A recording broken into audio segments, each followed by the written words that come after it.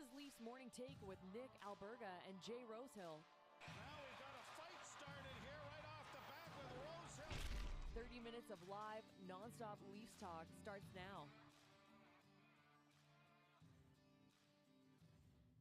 Onward and upward, we move to week 2 of Toronto's GM search. Some new names have entered the mix, presented by Botano. It's the Monday edition of Leafs Morning Take. Nick Alberga and former NHL netminder Carter Hutton in the mix for the next couple days. What's up, buddy? How are you?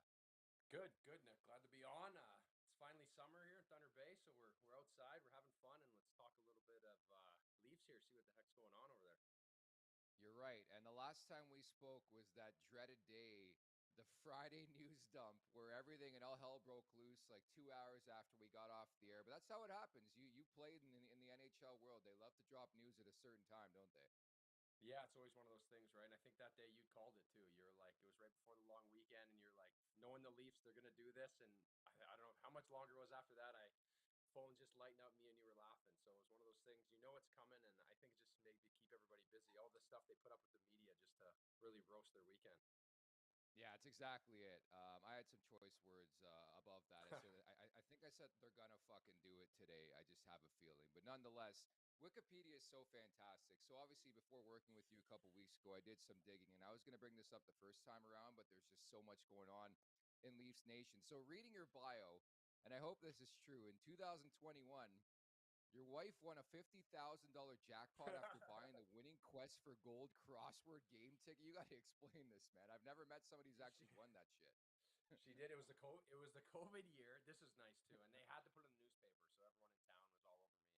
And I was driving her vehicle back to Buffalo. It was I was going to leave Boxing Day, and we're having Christmas Eve dinner, and I stopped to. I know her windshield wiper fluid was out, so I went in to get some, and I'm like, "Oh, I'll buy some tickets for the party." I bring them back to the party, and she pulls in, and then she picks a ticket that wins 50 G's, and we were losing it. It was pretty fun. She thought she won $100, and she was celebrating. And then they actually started counting the numbers and realized she won 50 grand on the scratch ticket. So we tried to keep it hush hush, but it spilled out. I love how that's on the Wikipedia page. Like who even, like, that's what I wondered, like, who adds to these Wikipedia pages? Who's like, I know Carter Hutton, I'm going to create his story or narrate his story on there. Do you have any clue who would have put that down? No idea. I wouldn't. That was something I didn't want anyone to know too, because that would, like, my buddies, that are banging nails up here working for a living are like, you win 50 grand, you son of a bitch, right? So it's one of those things. I was like, I tried to keep it as hush hush, but we didn't have a chance. Yeah, that's the best part. This guy made a couple sheets in the National League, and then all of a sudden he's winning fucking contests on top of that. I thought that was great. I needed clarity on that, so it's good to have some clarity on that. I want to remind all to subscribe, tap that like button, leave us a review wherever you're checking us out at the Leafs Nation 401 on YouTube. Additionally, we're available wherever you find your podcast. Just search Leafs Morning Take again at the Leafs Nation 401, where you can subscribe on YouTube. Don't forget to visit theleafsnation.com for the very latest on all things Toronto Maple Leafs. Thoughts, comments, questions, or concerns, drop us a line in the chat down below here on YouTube. We'll get to them a bit later on the show. But for now, let's get over the boards. All right, so I'll be honest. I mean, there's not much percolating as we have this conversation on this Monday morning when it comes to the GM search. We spoke to Frank Saravalli on Friday. Some new names entered the equation.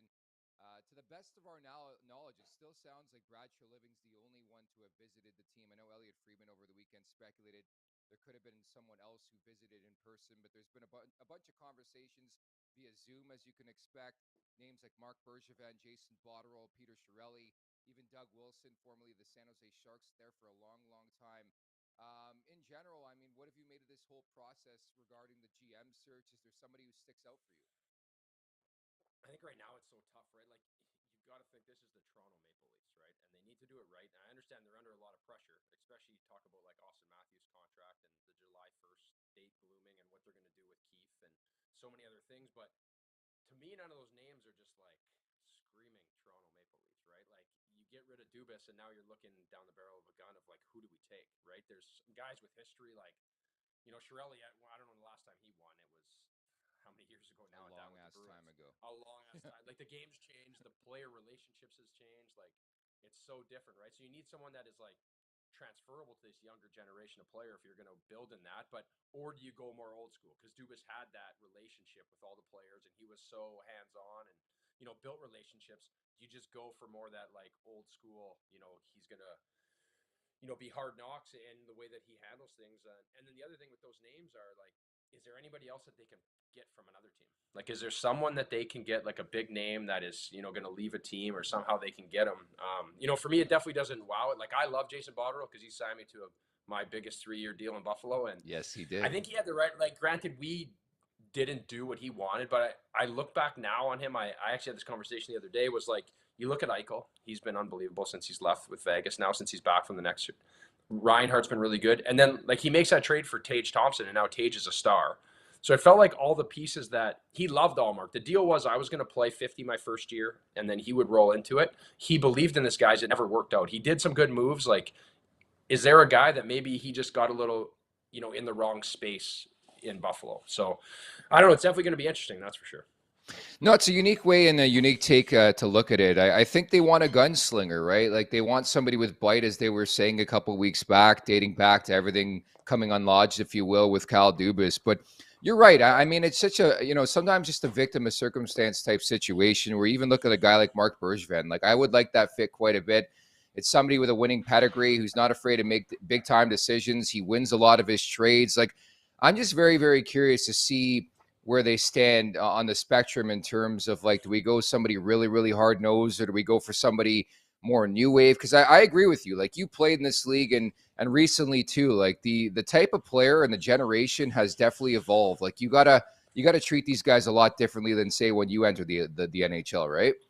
Yeah, for sure. It's definitely different, right? Like, that old school of mentality. Like, I always used to joke around, like, I had this, like, fuck you mentality, right? Like, if something didn't go my way, I, like, dug in deeper. If somebody said something bad, if the coach was all over me. Where now it's a little different. You still have some of those guys that have that old school mindset, but then a lot of these kids need to be pampered, and they've been silver spooners since they were 10. They've been surrounded by, insulated by people that are telling them, you're the best. It's not your fault. It's somebody else. So all of a sudden now, if you have this hard-nosed GM, like, potentially it works, or potentially it just goes into mutiny. Like, you look at even Calgary bringing Suter back, you had guys that didn't want to go there to play. Like, and you were talking about the NHL now, it's not as much as a privilege as it used to be anymore. A lot of these kids are a lot more entitled to it, which is wild to me, because the way I was so grateful to be there and fortunate. But it's a different time and a different era, and you need to manage that.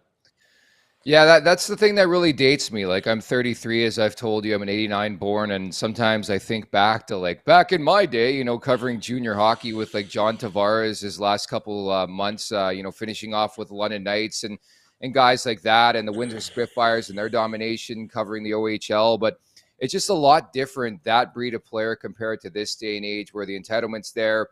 I think it's a lot different too, and you can speak to this. You enter the league, you have a good year. Within year two, you're getting that big fat ticket. Where's the motivation go? Like, I just think it's tough to motivate players if you're a coach, if you're a GM, if you're anybody involved in an organization. And most of it has to come internally. Like, we've picked apart the pieces for another disappointing loss this season for the Maple Leafs. But at the end of the day, how many different people are they going to bring into the mix to try to get these guys going? Yeah, and I think that starts early with development. What I found in some of the teams I've played in that had better structure, better culture, it starts when the kids are drafted, when they're coming into rookie camps and they're coming into development, is being able to set that tone of, this is the way things are run in this organization. And if you want to be part of this, instead of being like, hey, you're a high draft pick, here's the keys to the castle. And I think that's something that's gone on now for a while, where these, your Austin Matthews, your Nylanders, these guys are drafted so high and they're anointed as soon as they're drafted. And then all of a sudden now they have the contract. Every time they get the term, like, you look at Matthews' deal, he got everything he wants, right? And now they're in a situation he can hold them hostage. So it's one of those things where I think it starts earlier. And now you look at all these other teams that have been successful when you have players taking, like, team-friendly deals, which is hard, because I'm never going to knock a guy for getting his money. But at the same time, I think that culture, if it can start earlier when you're in the system, it kind of breeds that winning success. So in essence, you want them to bring back Lou Lamoriello. That's what I'm gathering in between the lines, and shave your beard, right? Yeah. Well, I'd be off my beard there, and then I'd have to tighten up the second chin. So I don't know. Let's get him out of here. That'd be tough for me too. I love my facial hair, but yeah, we'll see what happens over the next couple weeks. Hutton's hunch, it made its debut last time you were on. I wanted to bring it back. Team Dubas or Team Shanahan? We've been debating that for the last couple weeks. Again, it's so wild and chaotic how everything went down. the fact that the Dubas news, I think, came out an hour after we did our show together. We talked about the Maple Leafs crease. We had to throw all that to the side in order to cover this crazy and, soap opera here in Toronto. But looking back at it over the last 10, 11 days, what'd you make of the whole thing? Looking back, I guess in the moment I thought he was, obviously vulnerable interview and like the way it went and obviously the way it went down. But I think looking back now on the way the situation's panned out with him and the Fenway Sports Group in Pittsburgh, and I feel like he knew. I feel like the waters were murky. Ooh. He's like, look at his age. You think he's going to walk away from one of the most important jobs in hockey, if not one of the most in sports, with the Toronto Maple Leafs, not knowing over a few $1 million? Like, he was going to make his money, and he was going to make a hell of a lot more after that, not taking that deal. I feel like there was something in the – it just seems weird to me now looking back on it, the way it's played out, to not know that he had a plan B in that situation. And I know there's rules and there's guidelines that they're supposed to talk. And, like, I've been a free agent before, and you can throw all those out the window. Yeah. I know that there's shady shit that goes on, and it is what it is, right? They create the rules just to break them. And I think that looking back on it now, I feel like Shanahan felt like he was trying to hold him hostage a little bit and, had to do what he had to do. Yeah, it is the unspoken rule. You're right, in the NHL, like especially around free agency. We know where guys are going to sign like a week before, and they're like, oh, how did that happen? They can't officially talk until this day. There's a couple things on Kyle Dubas. Like, I think he knows his worth clearly. I think it's crazy, and I understand there's going to be a new ownership group in Ottawa. It sounds like he's waiting for Ottawa. In what world are you picking the Ottawa Senators over the Pittsburgh Penguins is my fascination, my question. I don't care if Sidney Crosby's 3,000 years old. I don't care if Evgeny Malkin's 1,000 years old. You got a pretty damn good crop of players on that roster who have won before. I think that would entice me, especially somebody trying to chase my first ever Stanley Cup. But that's the crazy thing for me. And I understand Kyle Dubas grew up a fan of the Ottawa Senators, but to pick Ottawa over Pittsburgh is crazy to me.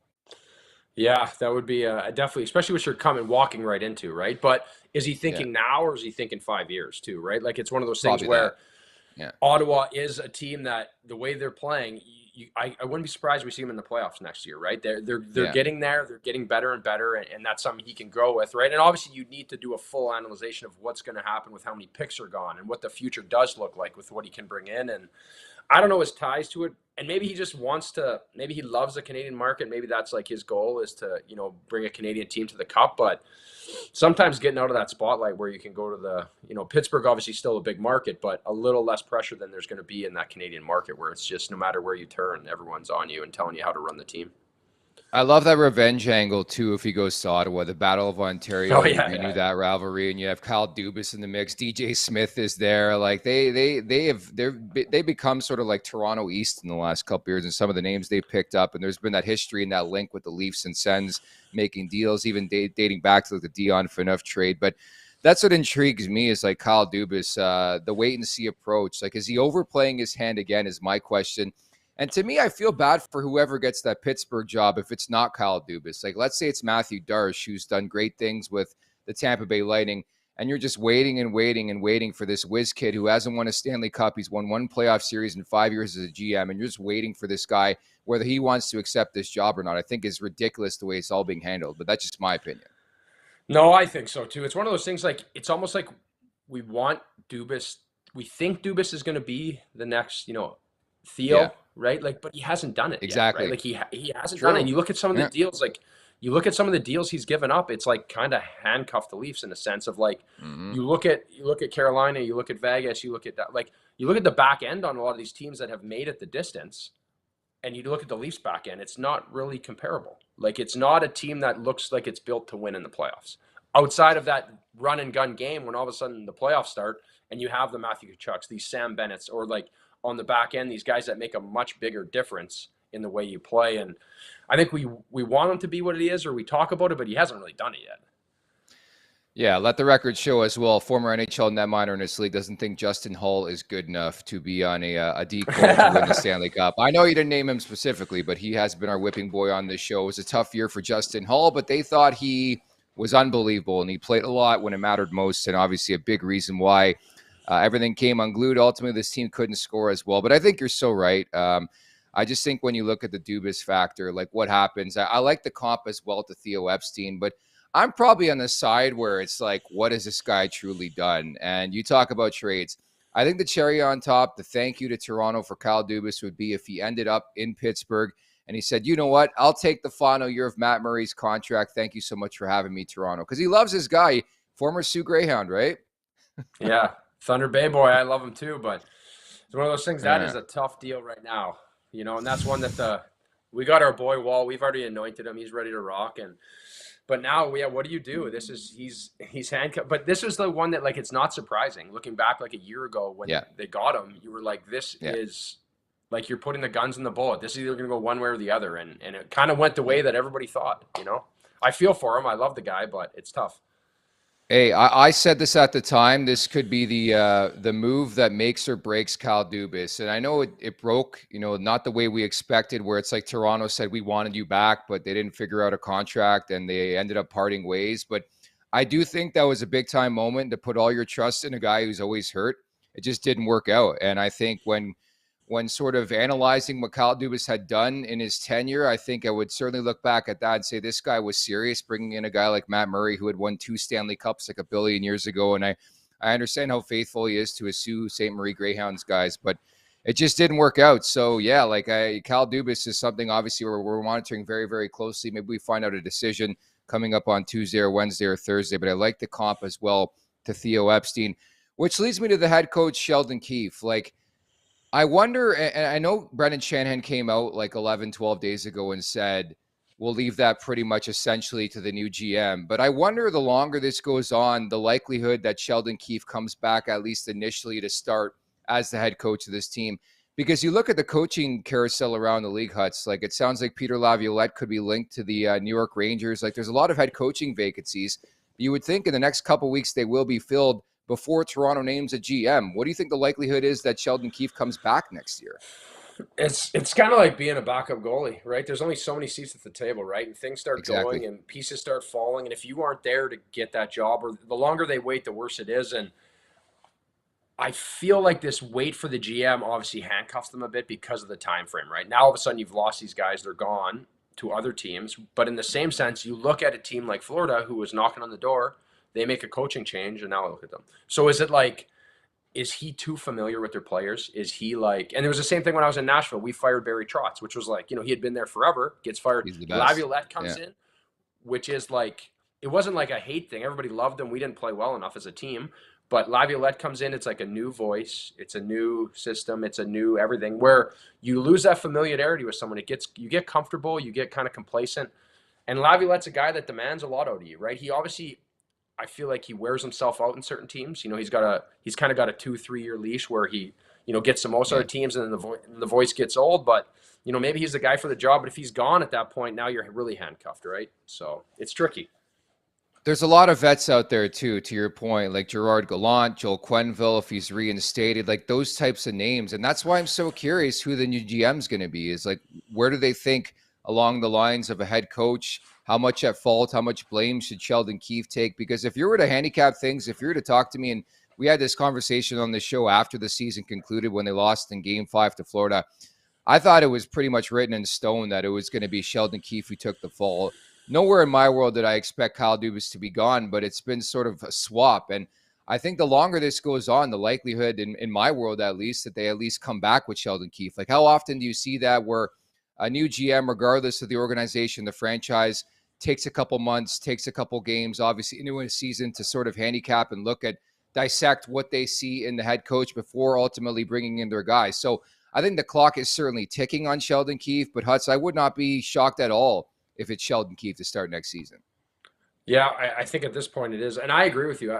When the season ended, I believe both of us would have said Keefe is gone, right? Before Dubas. But then it goes back to that contract, the what came out, did kind of Dubas make his bed? Would it have been that way if he would have just took that deal? Now Keefe is gone. Now it's tricky, right? Because you get somebody in there late, and at this point is it the core, right? Is it this core? If you get somebody new, no matter who it is it just kind of putting lipstick on a pig here? You just get the next guy in there to take the fall, and at some point you have to just figure this isn't it. I refer back to Buffalo because it felt like that there. You had Valsma there, you had Housley, we had Kruger, and all of a sudden it was at what point do you say it's not the coach? It is the players, you know?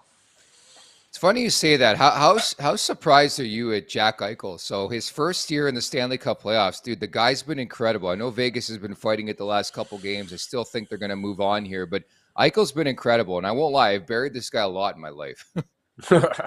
He is guy. I love Jack Eichel, good relationship with him, but he's a different person when he ties his skates up. He gets into like a world where it's, you know, if the puck's bouncing on him, it's his sticks, his gloves, his skates, his shit. Everyone's playing like shit. The crowd sucks. The game sucks. But when he is on, he is one of the most dominant players I've ever played with. He can control a whole game. And there's a reason why he demands what he gets. And I think it was just one of those things. He got into a team that was supposed to be good. And I've been with Jack a million times in Buffalo where you can't go to a restaurant, a bar, Chippewa Street. Walgreens, for God's sakes, without somebody telling you what they think and wanting something or doing something, and then like always losing. And he is a competitive guy. He wants to win. So seeing him flourish like doesn't surprise me at all. I think it's just showing up every day in Buffalo, and it's never sunny, and you're losing games, and you're driving to the rink, and it's miserable, and it can suck the life out of you, right? Like when it's good, it's good. And I think it was just that relationship that had to be broken. And I think that's, from my experience, what I've seen throughout like superstars and different teams, sometimes it's not necessarily the player, it's just like where they are, and you need to move on, and sometimes it's best for everybody. Yeah, kudos to Jack. And again, to go from Buffalo to Vegas, man, I would be waking up every day with a smile, taking nothing away from Buffalo. Passionate hockey fans there. They want to win so badly. It's been a long, long time. But I honestly think that's a trade that's going to work out for both sides. I love Alex Tuck. I know they just re-signed Kyle Opozo, so he probably takes the captaincy for one more year. I do think Alex Tuck will be that guy to lead that organization, that franchise. And I believe he's from nearby Rochester. So I think it's a deal, quite frankly, that works out for both sides, and both GMs deserve a pat on the back for making that one. And it's great to see Eichel doing his thing. Like, I think it's so fascinating that Jack Eichel, 1 year in the Stanley Cup playoffs, he's already made it further than Mitch Marner and Austin Matthews and John Tavares, anybody you can list. It just shows you when you break through, and there's a chance Jack Eichel could win the Stanley Cup this year. The Betano wrap-up is presented by Betano.ca. The game starts now, 19+. Please play responsibly. So we're going to start off the week, hopefully on a winning note. I don't know how you look at this series, but it's 3-2 now after it was 3-0 for Vegas. I like the Golden Knights to finish things off in Game 6 tonight, plus money on the road. I know Ottinger's finding his way a bit, taking on Aiden Hill, who's pretty much Michael Layton reincarnated here. But what have you made of this series, and do you think Vegas finishes it off tonight?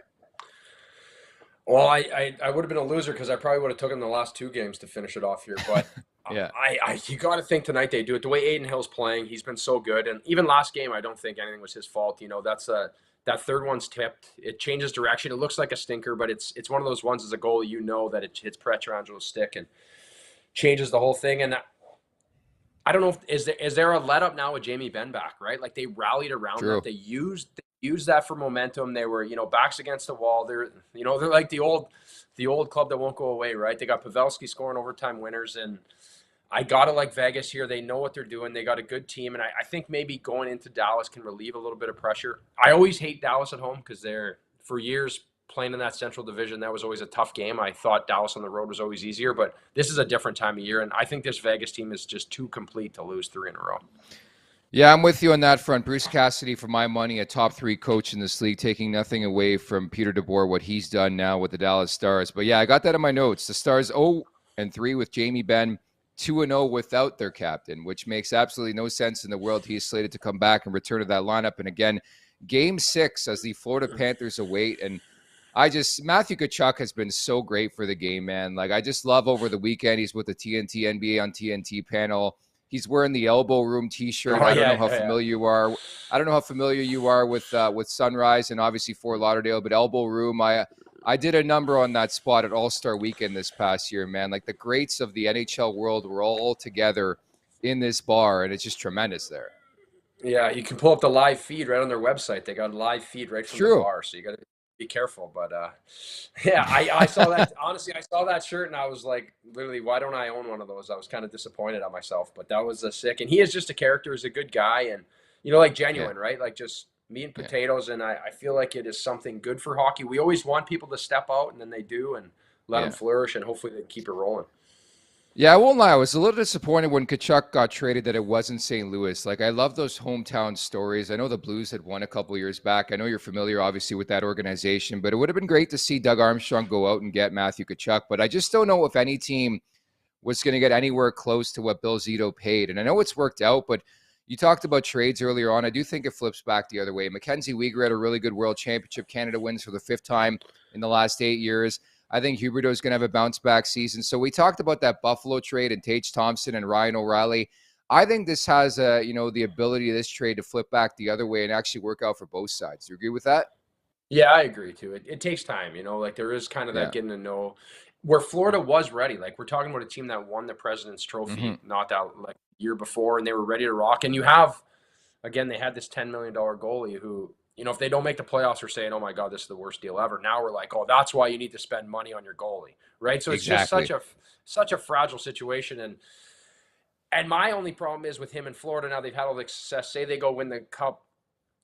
Do they get any fans next year? Is it back to just being nobody? Is it back to just they're not bringing it in? So that's the only part that sucks, having a player like Matthew Tkachuk, who is so great for the game, being in this non-traditional market in the sense of like it's just not going to fill the seats next year, which I hope it does. Maybe it becomes a passion, but, it's obviously one of those things that every time you go play in Florida, it's just like, oh, just like a chair night. Yeah, that's a saddening part about it. But I will give them credit. Their fans have been great the last little while. Of course, the Leafs played them in round 2. Is mainly Leafs fans there in the building. But even with Florida, I play a lot of fantasy hockey. I just wonder what happens with Sergei Bobrovsky next year. And I think the unique thing about this whole situation, they have a really, really good stud young netminder who's not with the team right now in Spencer Knight. And at one point in time, he is going to be, you would think, the next Jake Ottinger in this league, and it's going to take some time in the maturation process and all that, and assuming he comes back. But, that's a story that nobody's really talking about. They have Bobrovsky. Alex Lyon's been a great story. I believe he's a UFA following the season. But, Spencer Knight is sort of the next one, and nobody's really talking about it. Yeah, well, you think last year he was starting games against Tampa for them, right, over Bobrovsky when he struggled. And he is really good, and he is a stud, and he's still very young, right? We've talked about that with younger goalies, and you need a little bit of maturity, right? And even let alone Bobrovsky's had times where he's been bad, and you need time, and you need to grow into it. And it's kind of a constant give and take with goaltending. But he is a guy you want to build around, and can you move Bobrovsky? Does somebody want to take him on because he's had such an amazing playoff? Obviously his contract's humongous, and is it some way to get some relief there where they can continually grow with this team? And it's because I think Spencer Knight's definitely the goalie of the future. If not there, there's a guy that would be in high demand. That'd be hilarious if Florida goes on this run, potentially they win the Stanley Cup, and then they find a trade partner for Sergei Bobrovsky. I think you have to do it. You sell high on the guy, just considering the body of work, the resume, the track record. And that's the amazing thing about Bobrovsky, too. He has 2 Vezina trophies. He's done this before. I think it shouldn't be a shock that he's found his game, but just more so when it's happened. And just this crazy run that they're 11-1 since going down 3-1 to the Boston Bruins. Just to wrap and look at chat, Patrick G. Mafia, frequent viewer of this show, by Friday, the GM will be signed, no later, I would think. Yeah, that's the fascination for me, is how this process has played out. I know it's been, roughly, 10 days, 11 days since Shanahan came out and said they parted ways from Dubas. What's your expectation? When do you think they have to have somebody in place here? Well, definitely the sooner the better, right? I would assume that majority of these GMs, they're laying out a plan of, hey, if I become the GM, this is what I'm going to do. And Shanny's not stupid either. He's going to want to make sure he hears out everybody, even for him to get some ideas of how this should be run, right? Getting a bunch of great hockey minds interviewed, stealing information, right? That it's a copycat league, and teams are always looking for some way to be creative and do that. But I think the sooner the better, especially with you talk about July 1st coming, and with the Keefe issue, where do we go from here? Not that Brandon Pridham can't manage that right now for the foreseeable future, but even for him, I'm sure he wants to know, where does this go? Yeah, that's right. And a lot of love as well in the chat for Tyler Bertuzzi. I know he's been linked to the Leafs, but I think with Kyle Dubas out of the mix, that's somebody that he obviously secretly, not really even secretly, liked for a long, long period of time. Patrick also writes in, Bergevin is a decent pick, gospel. A lot in the conversation. Handshake line, respect. I love that throwback to that Sheldon Keefe comment a couple years ago about the handshake line and respect. But trading Marner, keep the rest of the core. So handshake line, respect, wants to trade Marner. I know we had this convo a bit last week. Benny B as well. Tavares' contract sunk the Leafs. It's just the same type of rhetoric that we've seen in this chat the last little while. There seems to be this consternation, this cloud around Leafs Nation. And I don't know how dialed in you are to Twitter and all that, but a lot of people just bitching and complaining still how everything went down. Kyle Dubas is gone. You just got to move on at this point. Yeah, well, it's going to be that way, right? People are going to say that it's easy to sit at home and make decisions. And, you know, if Dubas stayed and then Keefe was out, we might be like, why'd we get rid of Keefe? And why'd we do this? Yeah. And at the end of the day, you have players that are right now kind of holding the team hostage with how much money they're making. And it's tricky there isn't a lot of mobility for any GM that's going to come in, and they're going to have to find a way to be creative and manage that cap, because it's no matter what, that cap creates parity, right? If we could spend to the ceiling, and one thing Toronto's not shy about is spending off the rink. I remember being there last year. We'd go out for the skate in the playoffs. We'd have like 8 coaches out there. There was like 10 players, and they just will throw money at everything. And sometimes it can be, you know, coming from St. Louis where they won, we had the bare minimum, where they're going to spend every way they can to make this team successful. But now you have to do that inside that strict cap. Hopefully they did enough for Ryan O'Reilly to contemplate coming back, because he has been linked already to the St. Louis Blues. But a story as we move on this week. Hutz, great job today. We'll be back in the mix coming up tomorrow. Hopefully some news breaks or some new information comes out. But there's always something to talk about in this market. So we'll talk on Tuesday, okay? Sounds good. Thanks for having me again. Anytime. Former NHL netminder, former Maple Leaf Leafs legend Carter Hutton, my co-host for the next couple of days. There he is. Many thanks to producer Aaron. Thanks to everybody in the chat. You guys were fantastic as per usual. And so we'll be back on Tuesday with special guest Steve Dangle, scheduled to pop on for the very first time, and we'll pick his brain. He'll probably go nuts and crazy on the show, but that's why we love Steve. So Steve Dangle coming up on Tuesday. We'll talk then. Take care, everybody.